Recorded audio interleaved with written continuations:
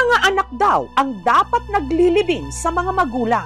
Kaya bangungot para sa inang si Zenaida nung nabalitaan niyang ang anak niyang si Clet na naka-admit noon sa ospital, namatay sa TB o tuberculosis at pneumonia. Wala na talaga akong pag-asa. Patay na talaga siya. Hinawakan niya yung kamay, ma'am. Wala na siyang pulso. Malamig na yung kamay niya tapos nag-itim.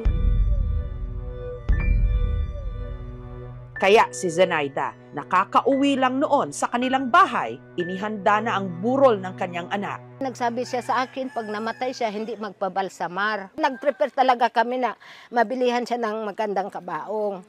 Pero nabuhayan si Zenaida ng loob nung may natanggap siyang tawag. Tumawag yung bunso ko, ma'am, na, Mang, nagahinga na si Clet. Si Clet na maglilimang oras na raw patay, muling nabuhay. Masaya talaga ako. May mala. Kasi imposible na gano'n ang nangyari. Comeback is real.